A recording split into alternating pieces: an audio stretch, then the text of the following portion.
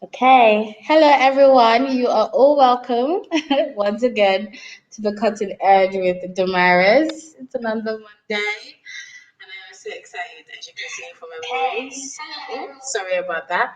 Yeah, and I hope you guys are doing really well. I'm just gonna wait for everyone to come into the room while I share. If you do come into the room, please share the link with everyone on your platform. Let everyone know that we're doing this. Please share. I've started sharing mine, and then we can just start. Okay, awesome. So if you are in the room, please just say hello. I'm not going to waste too much time because we have to start, kick off early, so I can give our very special guest enough time.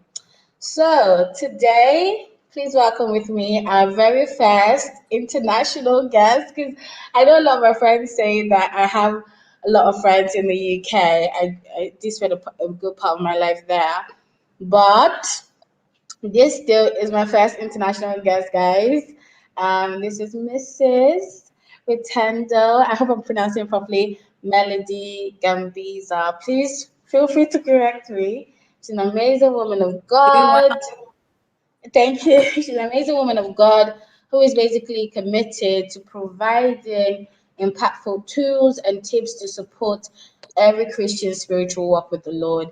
And as a Christian YouTuber, she reflects this through videos on her channel, hosting House of Host in Heaven, and the same teachings apply to her Facebook and Instagram pages as well. I'm not too sure if you have a Twitter platform, so you can let me know. But these are the pages I follow you on.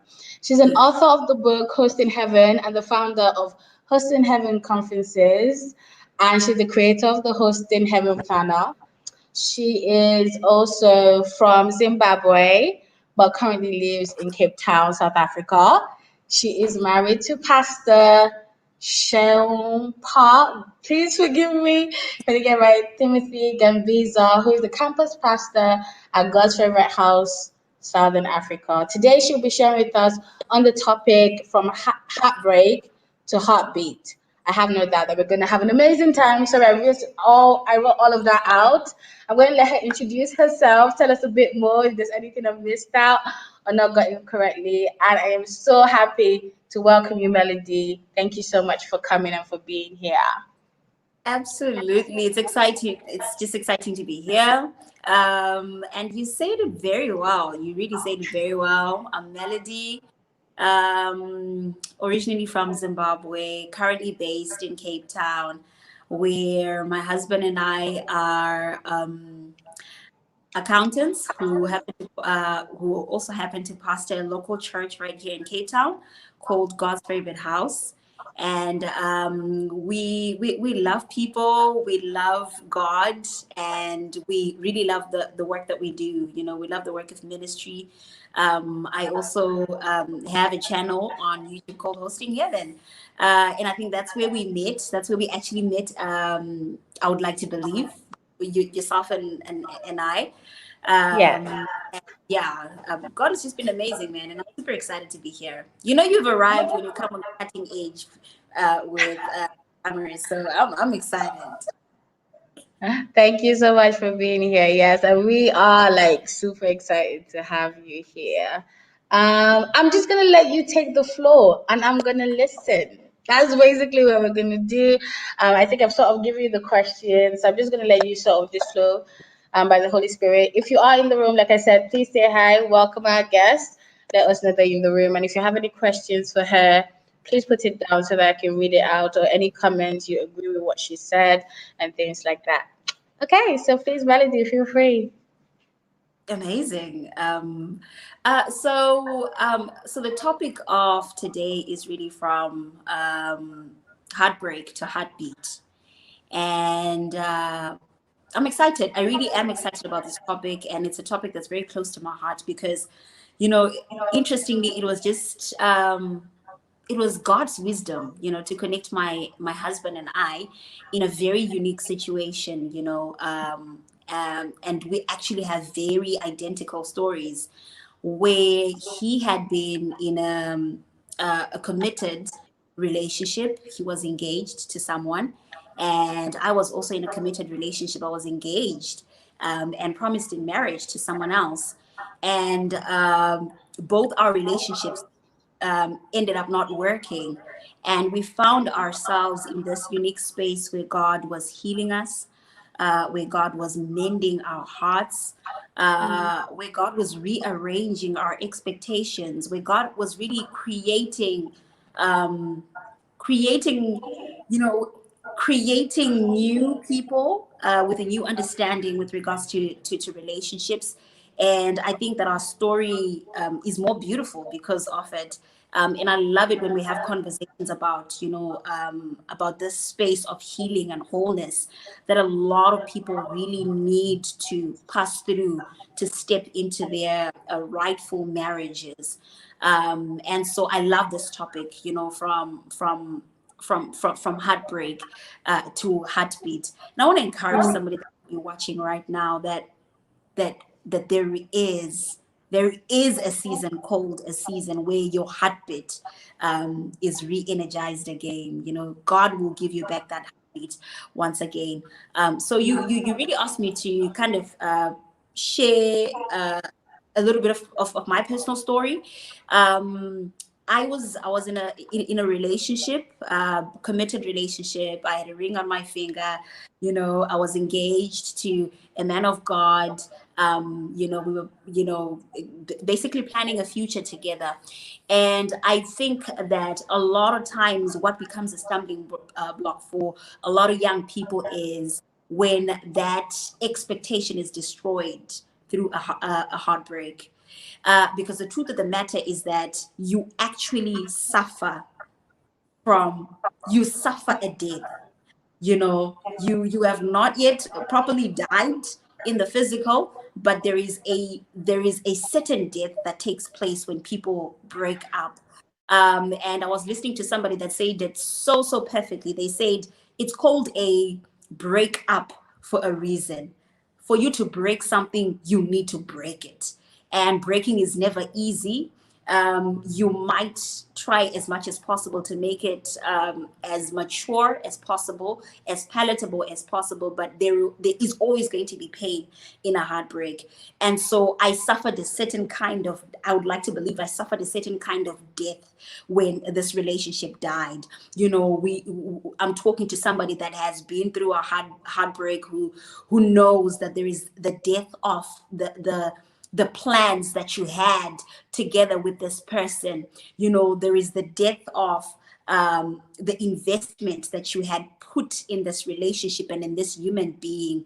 There is the death of all the promises that you had given to each other. In many instances, we start calling each other husband and wife, while we're in relationships. It's the death of that thing that you were building together. The death of the life that could have been, the death of the many intentions, well-meant intentions that you had with each other. And so I tell people, be easy with yourself, be kind to yourself, because you are going through a certain type of death when you go through a heartbreak. The investment that you put in this person, it's grief.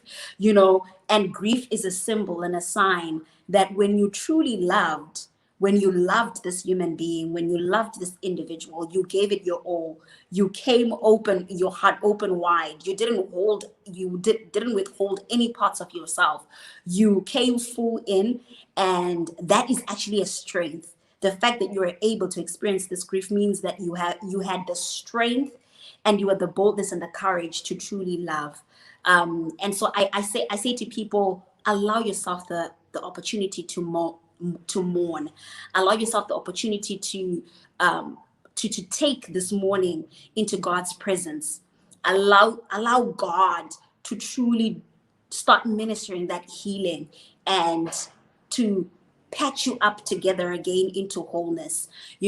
I explain healing and wholeness as two different things. And I'll give an example, and someone explained it so beautifully that I caught it and I just started to run with it when I was going through my own season of healing. And they said, Healing is when you are involved in a, let's say you are involved in a bus accident in one of the prominent streets in your country. Healing is when you pass through that street and you don't feel any physical pain. But wholeness is as you are driving past that street, you no longer feel the triggers. You no longer feel the fear. You no longer feel the doubt that you want to take a different route and you want to navigate yourself around this path because wholeness has taken place. So healing could be, I no longer feel anything, about what God has healed me. God has taken away the pain. He has wiped away my tears. I no longer feel any pain inside of me. But however, wholeness is, I am no longer triggered even when I pass through a similar situation. And this is what a lot of people are taking into new relationships. You might be healed. When you see a picture of your ex, you no longer feel anything. You wish them well. When you see a picture of anything, any work that they have done, you don't have any emotional attachment to it. But however, in your current relationship with the person that you're in relationship with, what happens when similar instances take place? Similar instances to what you have experienced and encountered in your previous relationship. Wholeness is the ability to no longer receive any triggers, any triggers along the areas that look similar to what you went through. And so what we're looking for when we enter into God's presence is not only healing, but we're also looking for wholeness. And when healing and wholeness come together, you are ready. God looks at you and he says, you are ready. Now I can send Boaz because you're not going to cut Boaz with your brokenness. Now I can send Boaz because you actually now have value to give to Boaz. Now I can send Boaz because I can trust your heart with Boaz. So that's something that I like to talk about when I talk about my journey. I don't know if you have any questions around that. Wow, I mean that was so powerful. I just wanted you to carry on.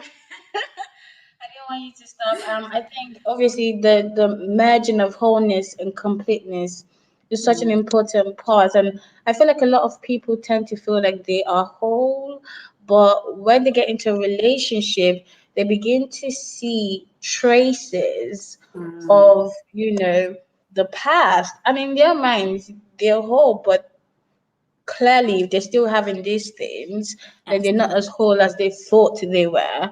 So Oh do you yeah. think that there are things that can help us identify, um even before going to a relationship? Like let's say you've been out of a relationship, let's say 9 months, you've been sort of on your own and you feel like you're ready now. How do you then move from that? Do you understand what I'm saying? Like how do you move from that sort of aspect of feeling like, okay, I'm single, I'm ready, but I'm not too sure. How can we identify if we're truly ready for that sort of next move, if that makes any sense? Yeah, no, it's such a very good question. I think it's very important to allow the process itself to process you, the process of healing to process you. And I think it's important to always check in with yourself. This is one of the most important and powerful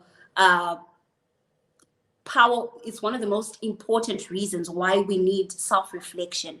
So self-reflection is, what happened last time I saw my ex post something on Facebook? Well, at this point I'm hoping that you're no longer following them, because if you really have broken up with them, like you want to really cut ties, because when that death happens, it's like someone has died and you still keep a picture of them uh, with you everywhere you go. It's going to only but slow down the process, the actual process of you coming together. And so, sometimes people, when people are grieving, they actually say, don't worry about the pictures, take time to really mend, and maybe a few months later then you can look at those pictures, but this time there is no longer any residues of that pain anymore. So I think that there is beauty in allowing yourself to go through the process and introspect on how far you have come. Obviously, from the day that the breakup takes place, there's pain, there is grief, there is intense hurt. There's a lot that's happening, and you feel it in your body. And so introspection is checking in with yourself. How am I feeling? How am I feeling? How am I really feeling? I'm not talking about what I tell my friends I'm feeling when they ask me if I'm okay. I'm not talking about the front that I give at church when people are asking if I am okay. I'm not talking about the front that I put up at work, just to be able to survive corporate and the people that knew that I was engaged or I was in a relationship, right? How am I really feeling? Enter into that place with God. Ask yourself how you're feeling and know that God is there to hold you accountable, because only He knows your heart, right? And so you've got to really keep checking in with yourself and asking yourself how you're feeling. I think the second thing that's really important, firstly, it's introspection. Second thing is intentionality. There is power in being intentional when you're going through a heartbreak. Intentionality is unfollowing those people on social media. Hello, somebody. Intentionality is making sure that you're not spending way too much time with mutual friends that are constantly talking about your previous True. relationship, because it only Very brings true. back those memories, right? Intentionality is making sure that you're not stalking your ex new girlfriend. Hello, somebody. Intentionality is making sure that you are actually listening to podcasts and sermons and material that are building you up in your healing journey.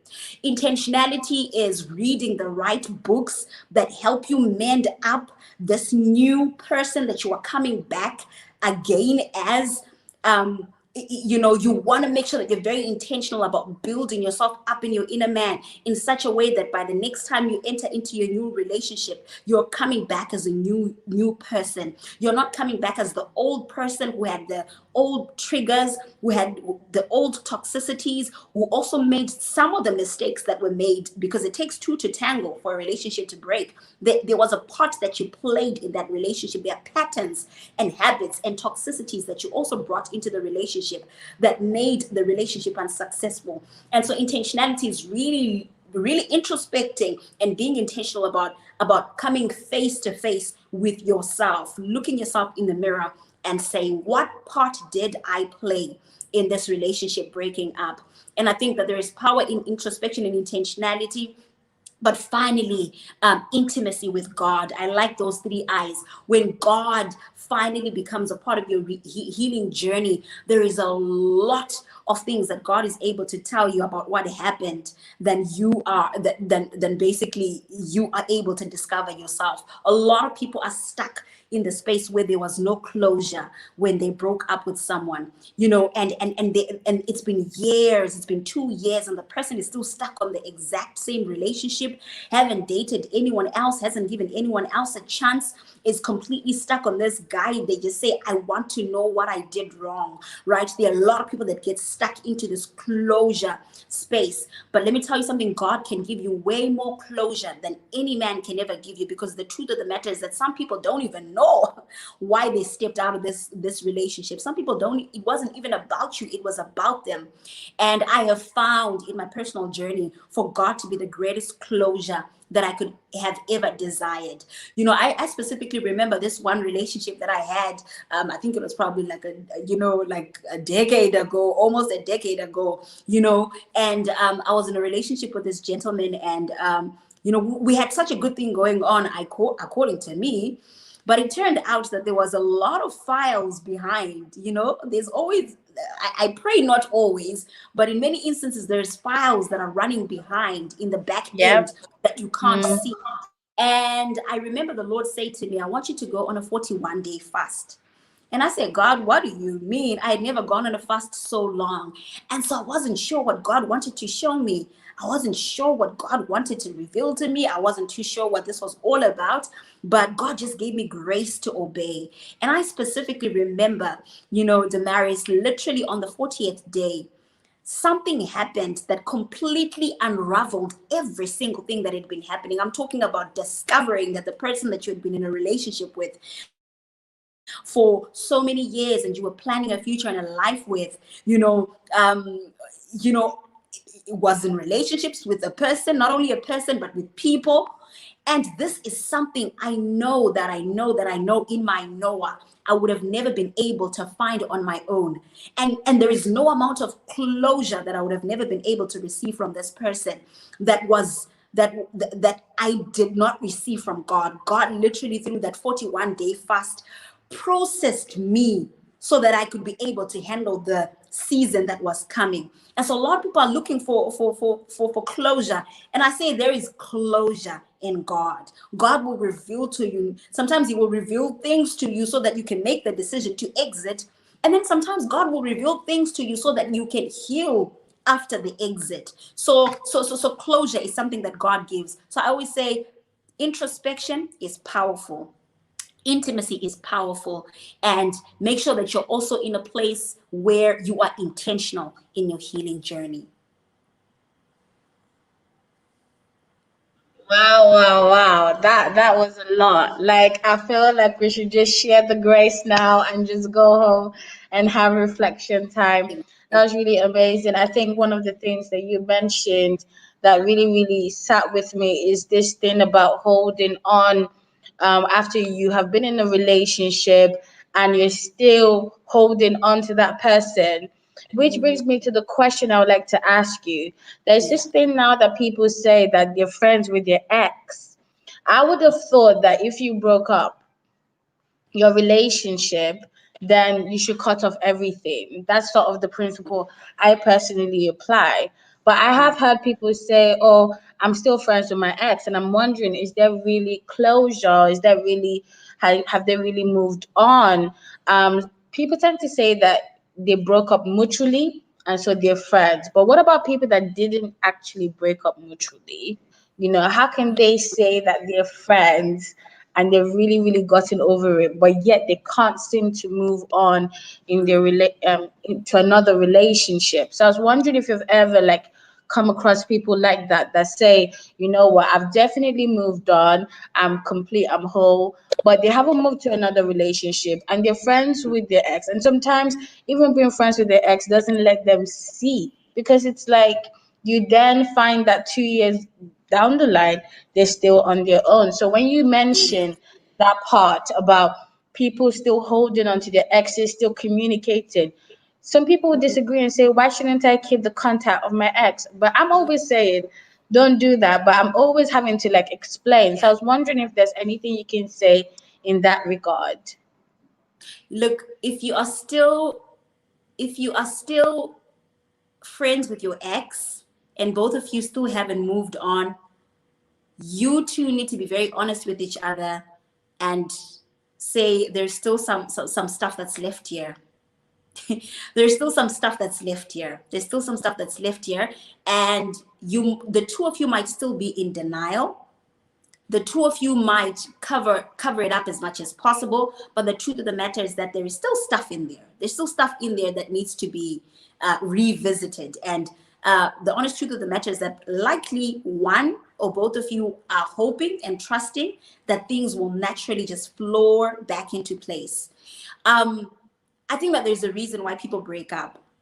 There's a reason why people break up, and even some breakups are so mature and so well articulated, and I call them successful breakups because there is a healthy way to break up with a person, right? There's a mature and healthy way to break up with a person without breaking them, right? But even in those instances, you have to permit each other enough time apart for you to disconnect to this thing that you had been building together, for this thing that you had been building together to fully, completely break down, for the emotions that you had built and the investment that you had made in those emotions and that you had built together to completely die down, and for you to allow each other opportunities to get clarity that this is really what you want. You're not going to get clarity if you guys are still texting every day.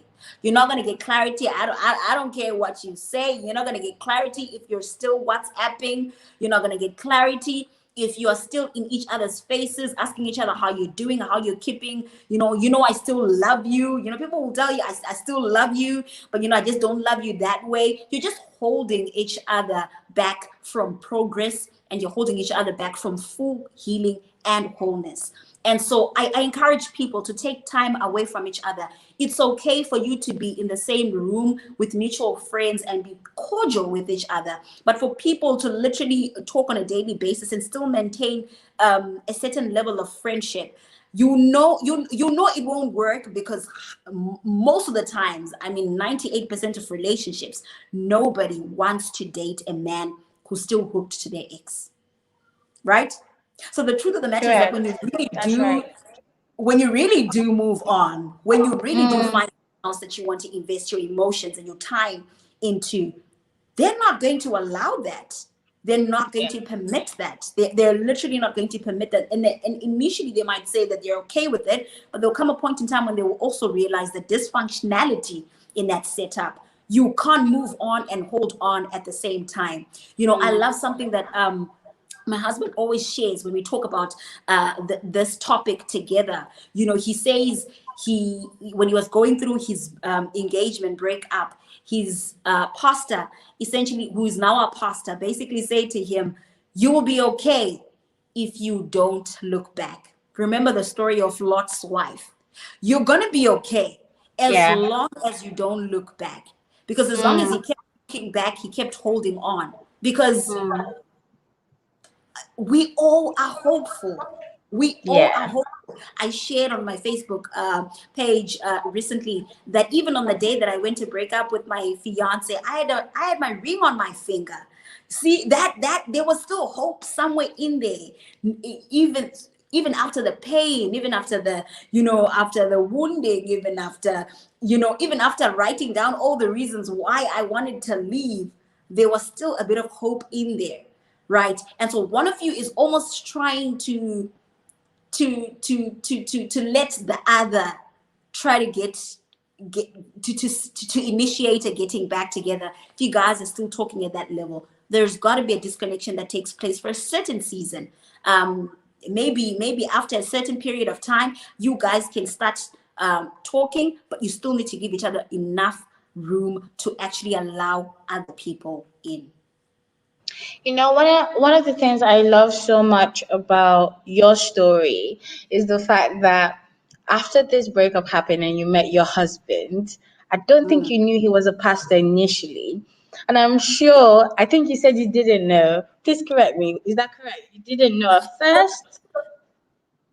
It's actually funny because when he introduced himself as a Okay, pastor. sorry. Yeah. Okay, I yeah. didn't really He introduced know himself God. as a pastor. Yeah. Okay. So I was trying to be sure, and I'm just yeah. You said he introduced himself as a pastor, and I'm sure probably you were like no, but Of then course. again, because you were sort of this was when you were doing your conference, and so probably your mind Yeah. was on other things. But like, I Yeah. remember when you said that he introduced himself as a pastor. I was just like, oh my gosh. I should be like, Yeah. here we go again. And I think the point is one of the things that I think was really brave about you was that you could have literally let your emotions, sort of say, you know what, this guy's a pastor. No, no, not another person. No, no, sort of thing. But I like the step of faith Yeah. that you took, and I do think that from heartbreak to heartbeat, there is a step of faith that is needed to be able to actually do those things. So I think we should move forward and talk about just a little bit more about sort of when you then sort of, you were whole, you were doing all these videos, we were watching you, you were planning host in heaven and everything like that.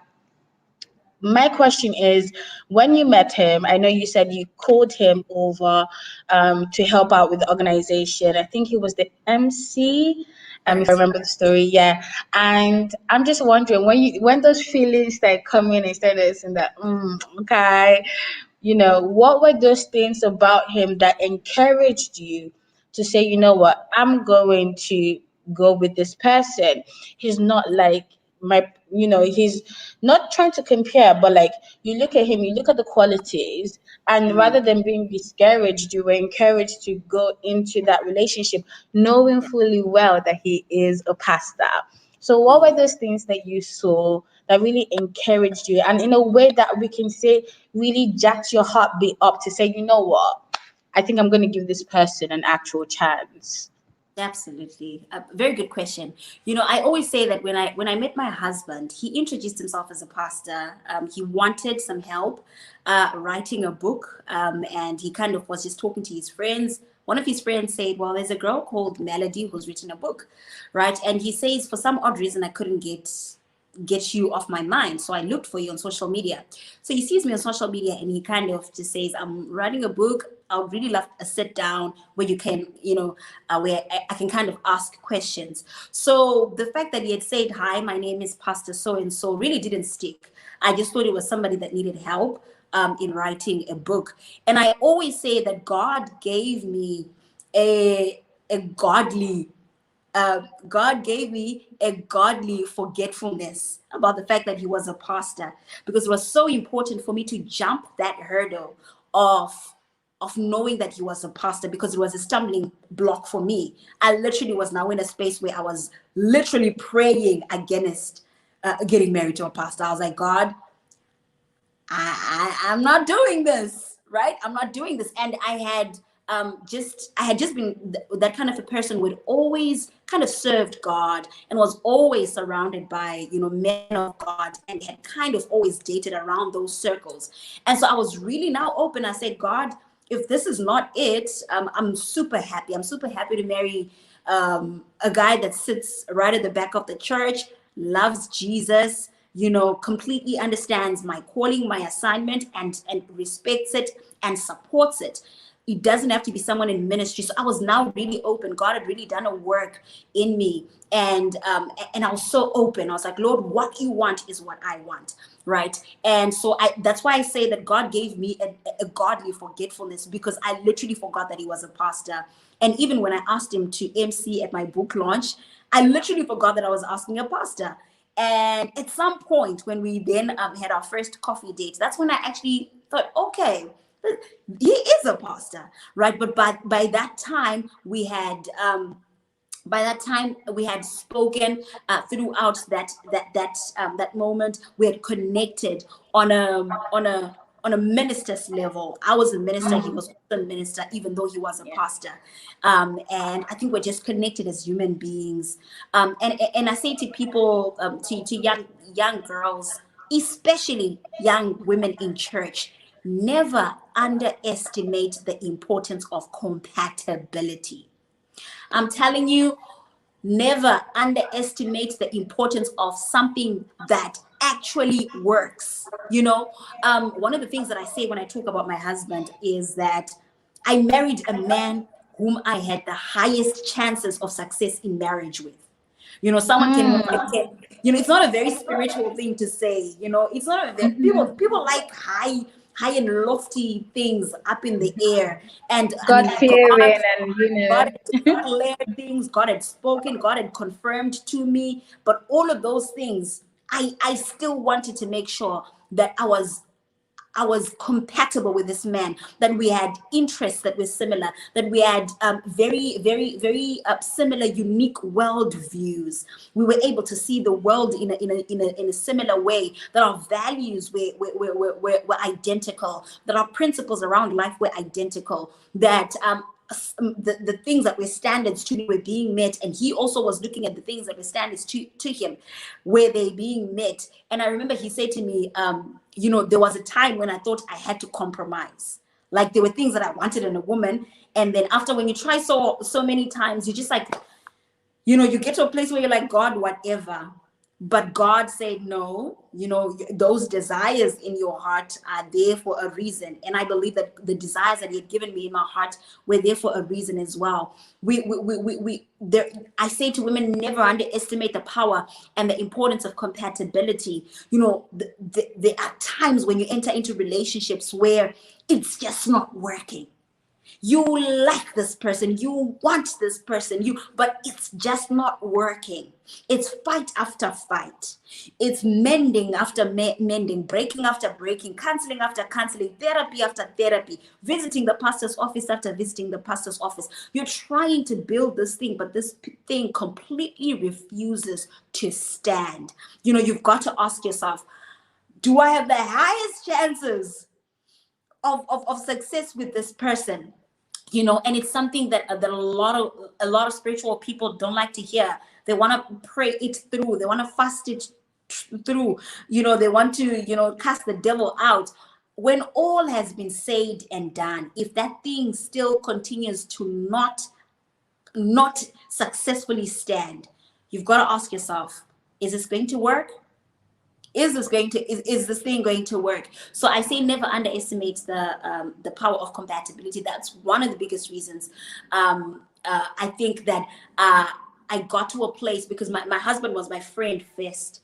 And it was just that compatibility, the ability to do life together, the ability to see things and be able to have conversations that are enriching, and exciting, because we see the same thing, we see the world through the same lenses, the ability to, he's also an accountant and I'm an accountant as well, the ability to have intellectual conversations are still stimulating even outside of ministry, the ability to be able to build, when it comes to businesses, the ability to be able to understand money, which is one of the highest divorce rate, cases of our times. All throughout, whether you're in Africa or the United States, money remains high up there when it comes to divorces. The ability to see money the same way, the ability to navigate around life in a unique way. I literally felt like I was not only marrying my lover, but I was marrying my friend. I emphasize compatibility. I say look for as many things as possible in that relationship where you can merge, or where you can find commonality. How many of those things do you have with the person that you're in a relationship with?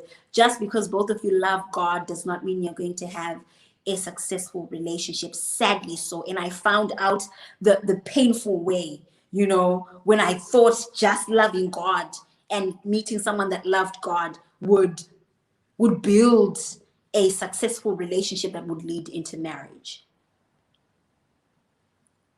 Wow. Wow. And one of the things that I like about this, oh my goodness, Melody, is the fact that you and your husband are not just in the same, so you're sort of in ministry at the same time, but you are doing the exact same thing work-wise. Because a lot of Oh people yeah. say, look for the opposite of who you are so that they can support you, so there's no competition, so there isn't so that you can have something different to talk about. But it's amazing how being similar, there's actually power in that, which is what you're Absolutely. And it's all, saying. and absolutely not to say that people in different professions cannot have a successful marriage, Of but it's course. mostly about the mentality. It's mostly about your emotion, both of you's emotional makeups. Can you coexist in the same space and thrive? For me, that's what Mm, compatibility is. For us, it just so happens that we do also happen to be in the same profession as well. We also both happen to be in ministry. We also both happen to love the same things. We have political conversations at 2 a.m. in the morning. I mean, like, we really are friends, and we were able to find things that we really truly enjoy together, and have been able to build from that.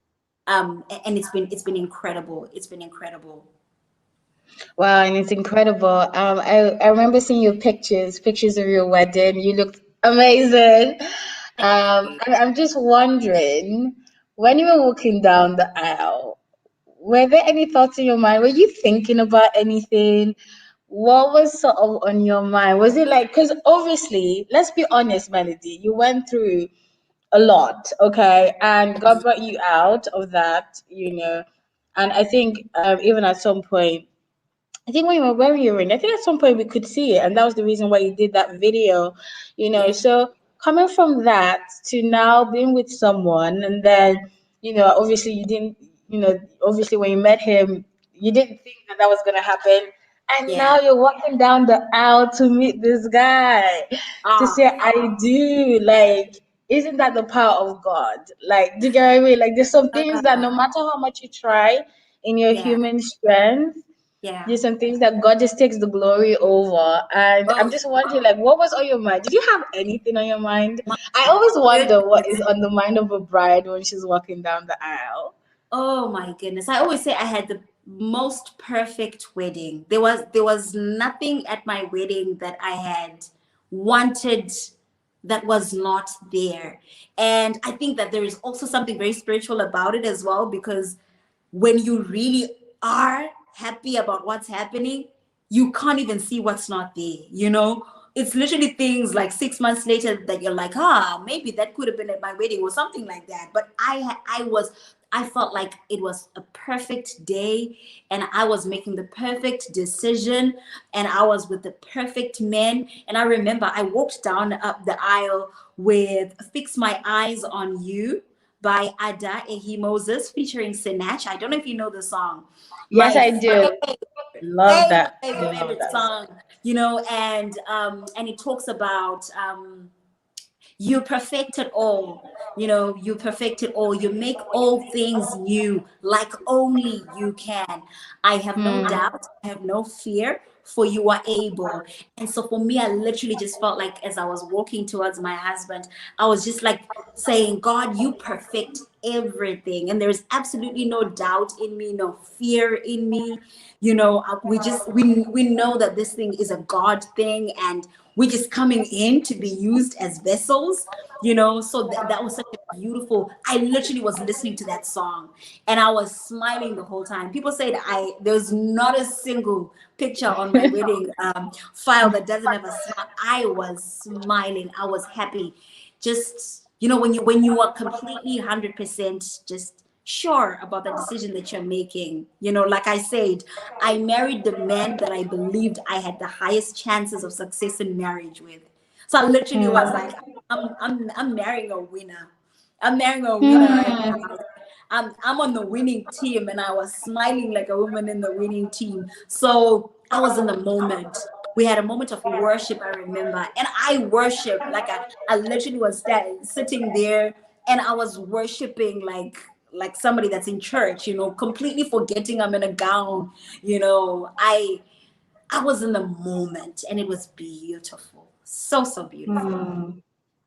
And I think it resonated in all your pictures. I mean, there's this glory of God that hits differently when He's involved in the process.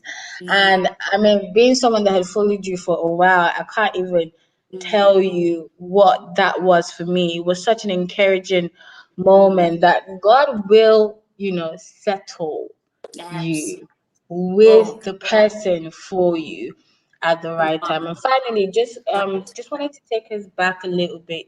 You mentioned something about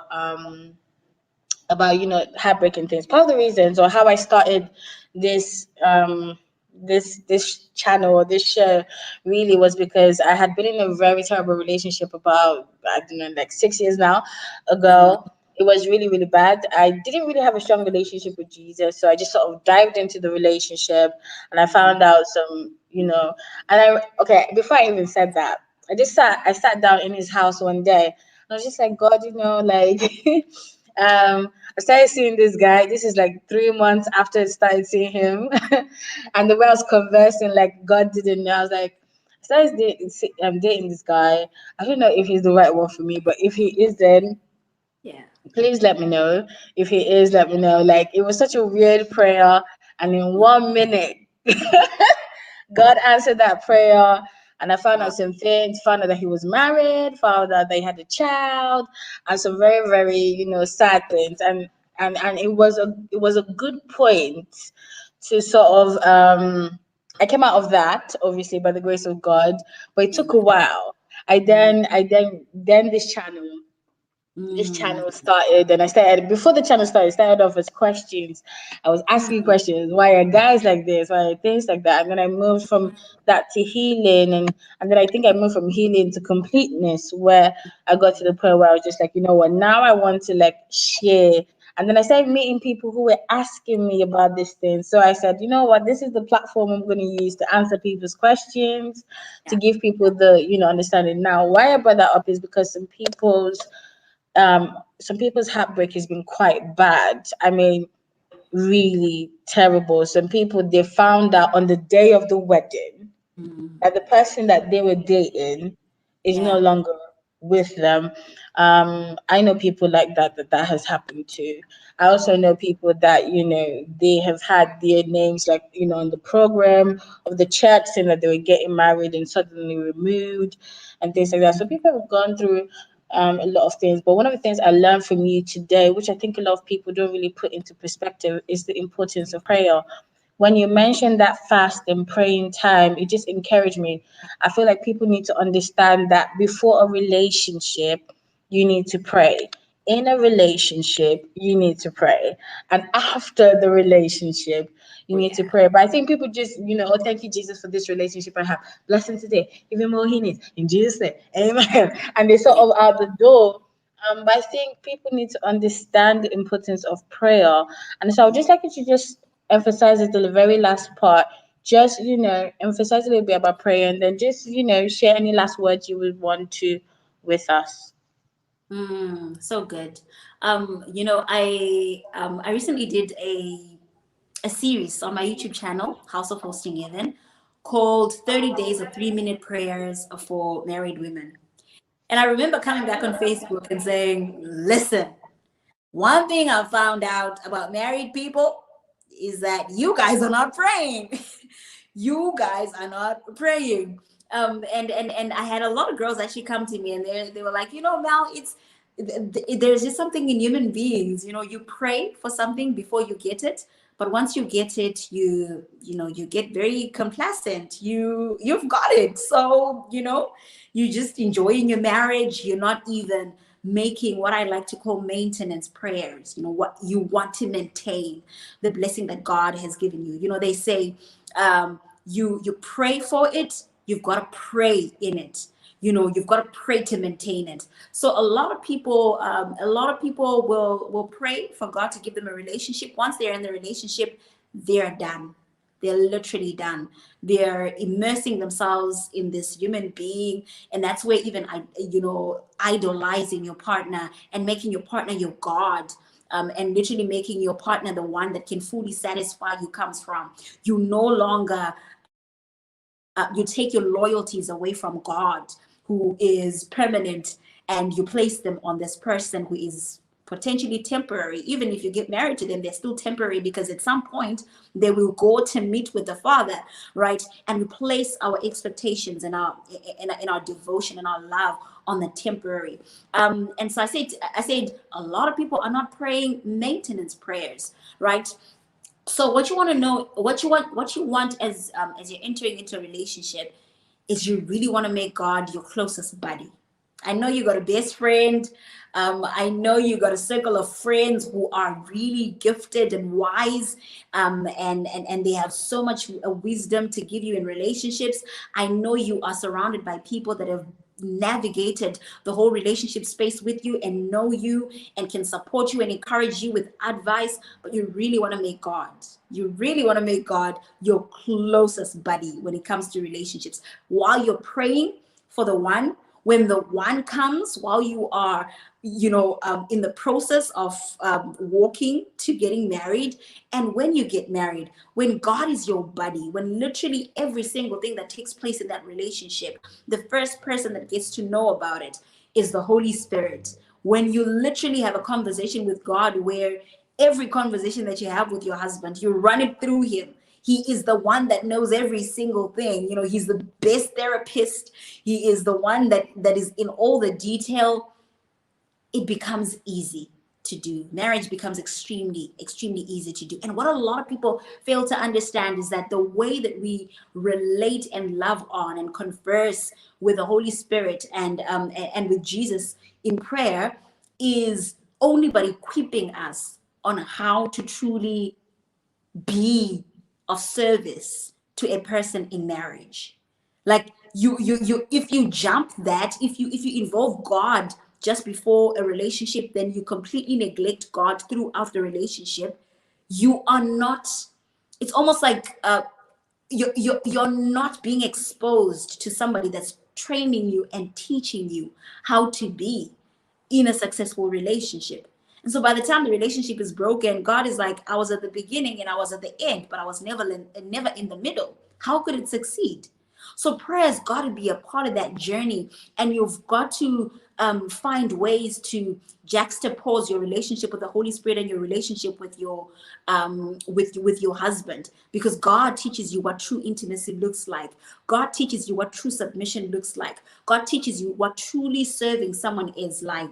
God teaches you what being having a servant spirit looks like. God teaches you what talking kindly to somebody looks like. God teaches you what forgiveness looks like.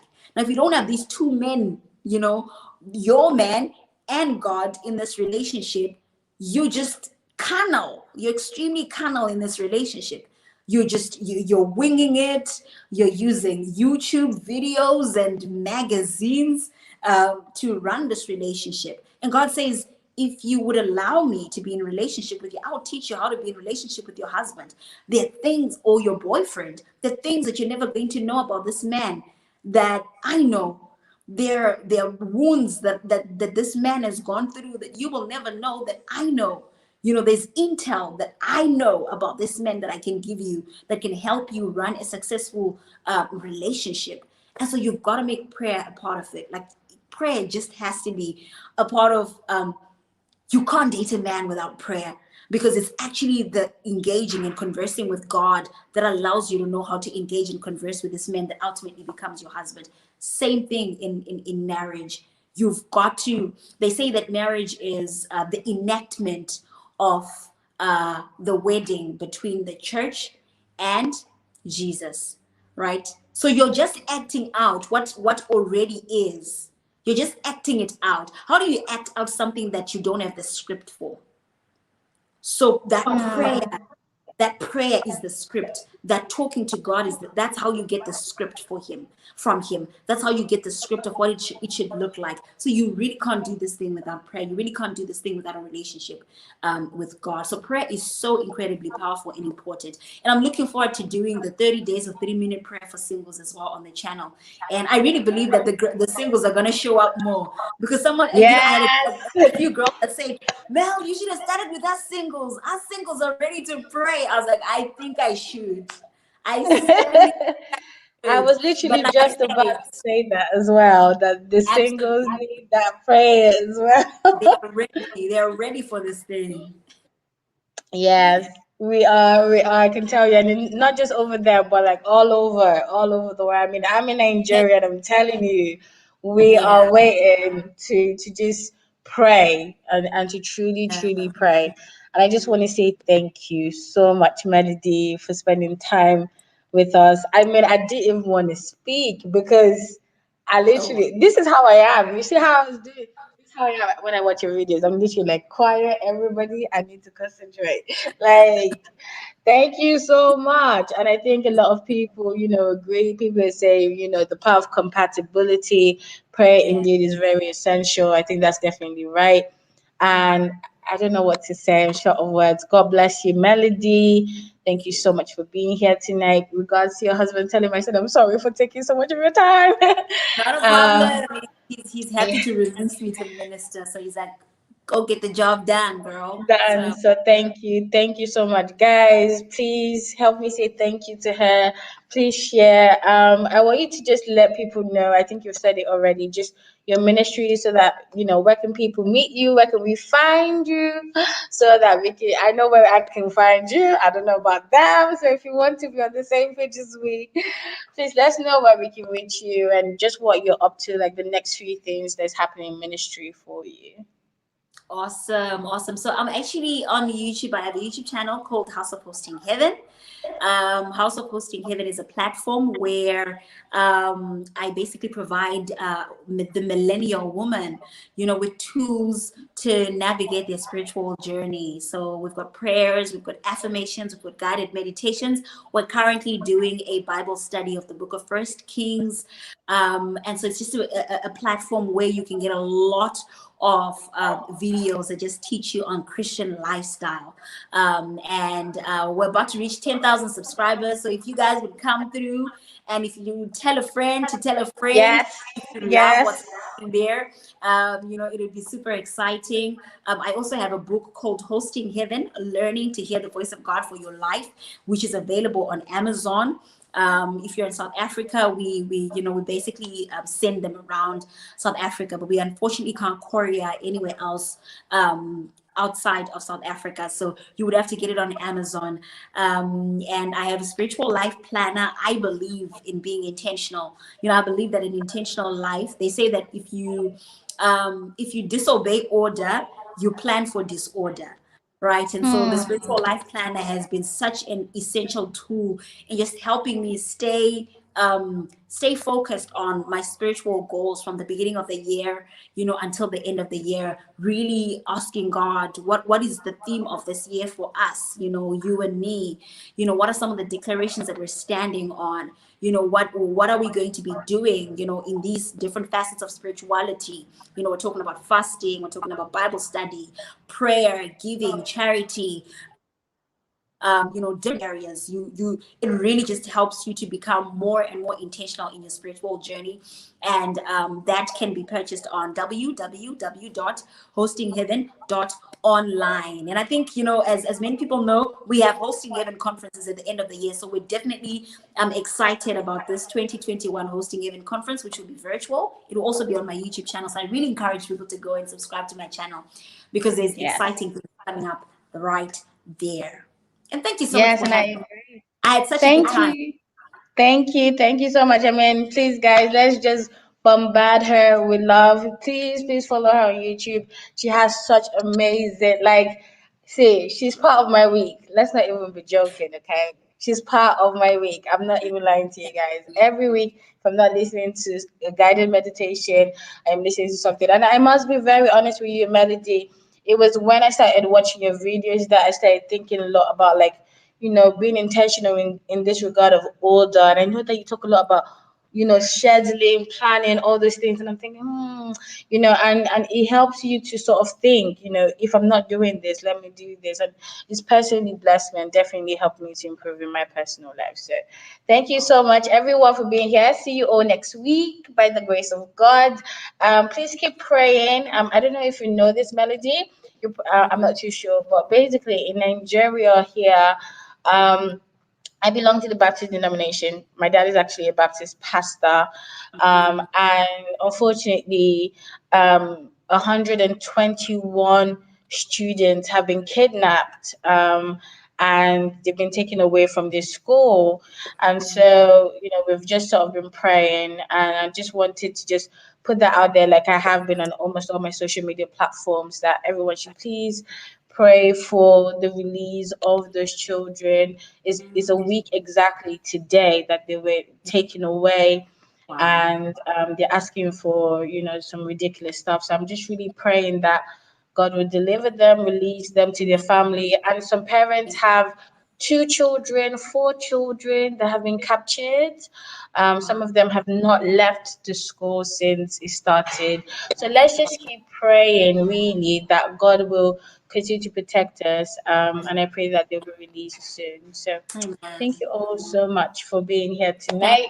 you I'm going for to release everyone. praying. Thank you, Melody. Thank you so much. Thank you to all the people that are watching, all the people that will watch. God bless you all. Bye for now. Take care. Thank you.